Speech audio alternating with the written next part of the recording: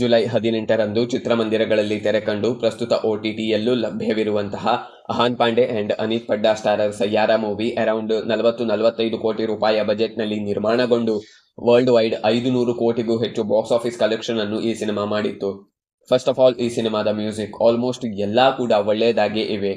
ನೀವು ಹಿಂದಿ ಚಿತ್ರರಂಗದಿಂದ ಬರುವಂತಹ ಸಿನಿಮಾದ ಹಾಡುಗಳನ್ನು ಕೇಳುತ್ತೀರಿ ಅಂಡ್ ಇಷ್ಟಪಡುತ್ತೀರಿ ಎಂದಾದಲ್ಲಿ ಇದು ಡೆಫಿನೆಟ್ಲಿ ನಿಮ್ಮ ಪ್ಲೇಲಿಸ್ಟ್ ನಲ್ಲಿ ಜಾಗ ಪಡೆದುಕೊಳ್ಳುವ ಸಾಧ್ಯತೆ ಹೆಚ್ಚಿರುತ್ತೆ. ಮೋಹಿತ್ ಸೂರಿ ನಿರ್ದೇಶನದ ಈ ಸಿನಿಮಾದ ಬಗ್ಗೆ ಹೇಳುವುದಾದಲ್ಲಿ Krish Kapoor and Vaani Batra played by Ahaan and Aneet ಇಬ್ಬರು ಕೂಡ ಸಂಗೀತದ ಫೀಲ್ಡ್ಗೆ ಸಂಬಂಧಿಸಿದಂತಹ artist.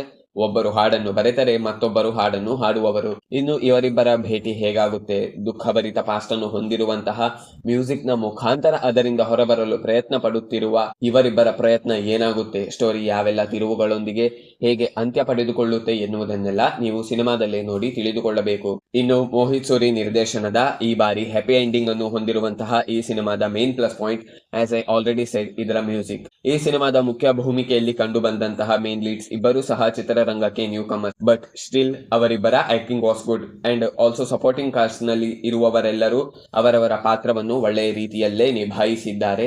And also first half ನಲ್ಲಿ ಸ್ಟೋರಿ ಲೈನ್ ಗ್ರಿಪ್ಪಿಂಗ್ ಆಗಿದೆ, ಬಟ್ ಸೆಕೆಂಡ್ ಹಾಫ್ ನಲ್ಲಿ ಹಾಗಲ್ಲ.